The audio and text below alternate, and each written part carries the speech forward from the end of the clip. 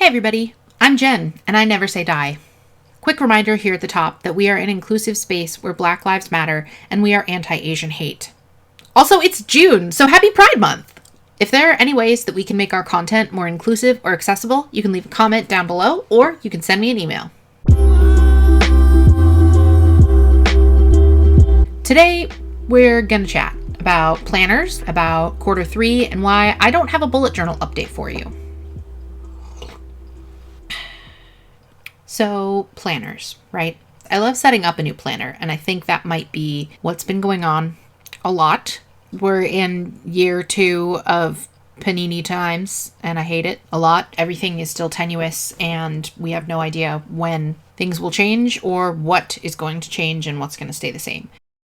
I ordered an Erin Condren planner a while ago. You can see it in my stationery haul, but I'm going to show it to you again. Ta-da! This is my Erin Condren life planner, and it's the vertical layout type, and I'm going to show you a page that I'm not using. Here's the monthly layout, here's like top of the month, and here's what it looks like during the week. When I first got my Erin Condren planner, I wasn't sure what I was going to use it for, and it's become kind of a catch-all to keep track of our family schedules. And as I've been finding more like virtual retreats and events to attend, I've also been keeping track of it there. I've also been using it in the last, I'd say, month or so to help me plan out what my evening schedules are going to be, because I've been working a little bit more during the week. I've been using that pretty consistently, and I just set up my month for June, completely forgetting that Q3 doesn't actually start until July. I also bought the HB90 quarterly planner a while ago, and I've been using that to set goals and intentions. The person's name is Sarra Cannon. I've talked about her before, and I will leave a link to her Etsy store and her YouTube channel down below. What I really liked about the HB90 method is that you start out by envisioning your ideal life, then you set 3 major goals. Underneath that, you set projects,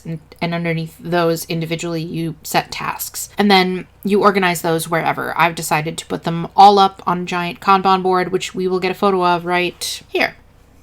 I can talk more about that later. I've only been using it for a couple of weeks, so I don't really want to go in depth with it yet, not knowing whether it's going to work for me or not, but so far so good. I printed out the HB90 planner and I put it in a binder, which is right here, adorned with the most professional and official Captain America fan art ever created by a boy that I used to babysit for. His name is Teddy. He's amazing. So now I have it in here with these little tabs on the side. And this I've now been using for, I want to say, a month. And it's been keeping track of 3 major goals that I want to achieve by the end of the 3rd quarter, which is actually the end of September. But I've set those goals for the end of August because I forgot that Q3 doesn't start till July. When I looked over the HB90 method initially and was watching Sarah's videos about it, she gets really into the nitty-gritty of time tracking and making sure she knows how long her writing will take her, or filming a YouTube video, or editing a script, or anything like that. I was like, that's never going to be me. I need to just like look at time in much bigger chunks. But of course the problem is I wasn't super close to my goals, which are to make more money with my writing in the immediate future, and to have some kind of trackable growth with my social media, as well as having some meaningful crossover between my Patreon and my YouTube. In order to do that, I needed to have a plan. So I have actually been setting aside some time on Sundays to plan out my week, see when I'm gonna have to film things or write scripts, when I'm gonna have time to work on my novel, events coming up, and things like that, so that I can better know what to expect of the week. At the very least, it's taken some stress off my plate, because instead of thinking, okay, well, I have a whole week ahead of me, I'm going to get like 5 hours of my novel done, and I'm going to read a whole book, and I'm going to do this, that, and the third. I look at the time that I actually have, which is a big piece of the HB90 method, and I say, okay, I actually only have 3 blocks of time to edit my novel, and those blocks of time are only a half hour long. So I'm only going to be able to edit my novel for an hour and a half, or I'm going to have to give up some of my other goals, like reading the very few books that I've been approved for on NetGalley, which has been a lot of fun, but doesn't necessarily move me closer to my end goals. Looking at my time more realistically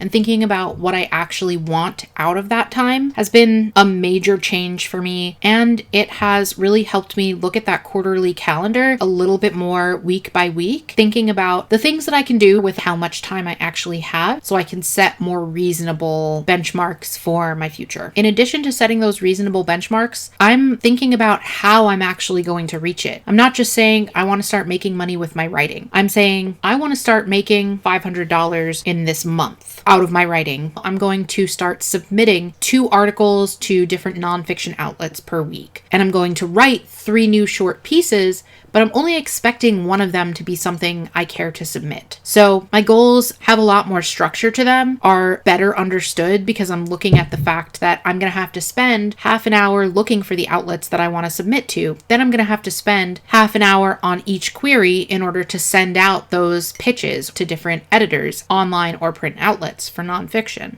One of the issues that I do have and that I'm working on is finding out how long things will reasonably take me. Sitting down and thinking, I'm going to edit 50,000 words of this novel that I haven't looked at in a few months over the course of April. I found out the hard way that that was not a reasonable thing to expect or even a reasonable thing to plan for. So I've got this cute little clock here, and this is actually something that Casey McQuiston, who wrote Red, White, and Royal Blue, and the brand new book One Less Stop, which I'm waiting for it to arrive on my front stoop soon. Casey writes with one of these sitting on their desk. It is a time timer, and it goes like this. Whee! So you set the alarm, and it does this, and then it does not tick. It does not make any noise until...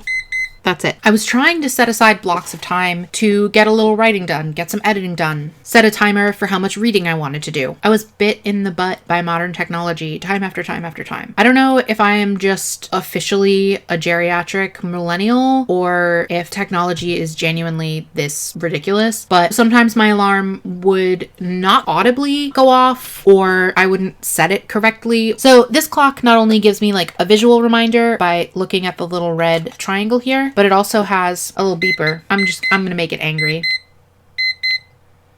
That's what it actually does when it's done timing. In addition to those 2 planners, I've also got my A5 planner that I use right now just for social media. So I keep the actual plans for my social media in here. So like for May, I've got my Instagram plan right here. And then the next page is my Twitter plan. And then I ended up messing up and I had to put stickers here to like make it look better. But that's kind of how I plan on using this planner. I haven't really gotten used to that quite yet, but I think it's been really nice to know that like those ideas are planned out in advance and I can queue them up using things like TweetDeck and Later and make templates for my weekly goals on Canva. So those tools have come really in handy and those don't cost me anything. Separating out the different things and keeping them in almost their own separate little notebook as opposed to thinking of it as a planner. I started bullet journaling years ago. When I started bullet journaling, I remember very distinctly the bullet journal community was still pretty young, so a lot of people were following like the original methods and they were sticking to the very like functional planning situation. I remember thinking this is a system that I have to use functionally or it will get wildly out of control and I will end up spending so much time drawing things or like freaking out about my planners not being perfect that it's not going to be worth it. Like it's not going to actually help me plan things. And I think that's what happened with my quarterly planners. I wasn't pulling out my bullet journal often enough and it wasn't actually serving me any purpose. It took forever to put those spreads together and then they didn't really get used. So having more functional planners like the Erin Condren like Life Planner and the HB90 method have been a lot more functional, a lot easier to use, and the time that I spend putting them together is actually about organizing my schedule and about understanding what kind of effort I need to put in order to get the results that I want out. So while I did have a lot of fun creating those quarterly planners in my bullet journal for the first half of the year, I don't think that ultimately they served me as well as I was hoping they would. And actually splitting up the functions of different planners has served me a lot better. So I have the Erin Condren, which collects my schedule and our family time and what's going on in my life in general. And then the HB90 binder, which has a lot more stuff in it than just the daily and weekly planners. The first first 50 pages or so is about setting those goals. This is my vision board, and about what your ideal lifestyle looks like. And that is a lot more valuable to me than the pretty covers that I was making and the time I was spending like looking for mushroom prints. As I was assessing my goals and thinking about what I actually want to do with this channel and to do with my Patreon and to do with my career as a writer, as much as I love those things as a hobby, they weren't helping me work towards my goal of having more short fiction to shop around to different journals, or having nonfiction that I'm publishing in different outlets. In the meantime, I still get creative and journal as a hobby. This is my reading journal. I think I've talked about this on the channel before. This is the cover. Don't pay attention to the fact that this says drawer now. I don't know how to spell. Definitely shown this on this channel before, because this is my red, white, and royal blue page here. So I do get to put my journaling hobby to good use, and I get to practice my lettering. I have places to put my little printouts. These are the Bridgerton boys, and there's obviously some washi tape in there kind of separating the Bridgerton books. So that's where I get my journaling hobby in. I use my planners a lot more functionally. I'm taking myself more seriously as a business person in addition to as a creative, and that's changing the way I think about my time. I am going to do a little plug here for my Skillshare affiliateship. It's actually something I've really gotten a lot of use out of. I've had a Skillshare premium membership for a couple of months now, and I've been trying to use it at least once a week for a different class. I started out taking journaling classes and writing classes, and now I've gone into like digital marketing, and I'm going to use it to learn how to edit some of my own videos so that I can do more vlogging, especially during Camp Nanowrimo Mark II in July. The reason that I bring up Skillshare while I'm talking about planning is because not only does it give me a break from writing on the weekend, Skillshare classes usually run between 30 to 40 minutes to a couple of hours, depending on the subject and whether or not you want to take the whole class at once. It's something different on the weekends. It helps me stop guessing and start actually listening and learning. So every year I set a resolution by choosing like a word or a group of words for the year. And this year it was learning and asking questions.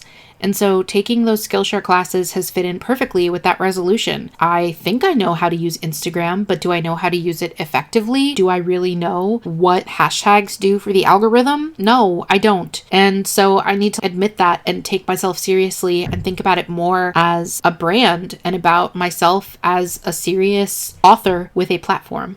I am not a huge manifestation person because I don't like the flip side of what that implies, being that if bad things are happening to you, it's because you're not wanting good things enough or like not thinking you deserve them, which is not your fault if that's the case. But I will say that in the past couple of months, taking myself more seriously has certainly boosted my confidence a bit, and it has helped me to sit down and like write that email and contact editors, and the editors can get back to me so I get a better grasp on where I'm going. And like a lot of women, and specifically creative women, I do have a self-confidence issue, and I definitely have a self-confidence issue when it comes to taking myself seriously as a business person and as a writer. I have been realizing recently that I have this long-held belief that like if something isn't coming my way or if something isn't happening for me, it's because I don't deserve it, which is not the case. Say you are a really wonderful fashion designer and you have these lovely designs at home in a portfolio that you keep in a drawer. You keep saying to yourself, no one has offered me a job, or like no one has noticed the doodles on the margins of the notes at the weekly marketing meeting. That's not because the Lifetime movie that you're in hasn't caught up to you. This is a lot of rambling for me just saying like do the thing. Saying that to myself as much as anyone else. So advice Jen can dish out but she can't take for the week is do the thing. Take yourself seriously. I know I keep saying that, and I'm gonna keep saying it because I am Jen and I am a writer. I joined a group called Paperbacks and Co. I will also link them down below. I don't know if they're open for new members right now, but every week we do a power hour. I am in the Wednesday group, and we start off with a to-do list or an affirmation or setting our intention for the hour, thinking about what we're going to do during that hour. And that can be anything. It can be reading. It can be doing some yoga. It can be whatever. And so a couple of weeks ago, Lauren is the woman who runs it, and she had us all kind of start off by saying our name and saying, I am a writer. And that weirdly, it's like hard to do because you want to kind of demure and be like, oh, I'm Jen and I'm like kind of a writer. But like, I'm Jen, I'm a writer. I've been publishing fan fiction and nonfiction entertainment journalism online for over a decade. And I've been writing long form fiction almost as long, which makes me a writer. So all of this is to say that there's a lot of stuff coming up in Q3, which doesn't start until July, but there's also a lot of stuff coming up at the end of June. I guess the message that I want to send out, which is advice that I can dish out and take, is that if you have a system in place that you're using and it's not serving you for any reason, stop using it. I talk about the sunk cost fallacy in my do not finish video, but I think that applies here too. Like, I think we start using a system and then that's just a waste of our time, and we need to stop doing that. So yeah, simply saying I will have a traditional publishing contract by the end of the year is ridiculous and silly. And whether the universe wants anything or not, it needs your help. It needs your help. Let me know about your planner plans in the comments below, and if you've ever had a system that you've had to abandon. Yeah. Thank you guys for tuning in. If you liked this video, please leave a thumbs up down below. And if you haven't already, click that subscribe button. You definitely want to ring that bell if you haven't yet and you are taking part in Camp Nanowrimo this July, because we will be having weekly vlogs up about the process and about a mini writing retreat that I'm taking later this month. I'm gonna go watch Twilight. Are you always this articulate? Hercules. My name is Hercules.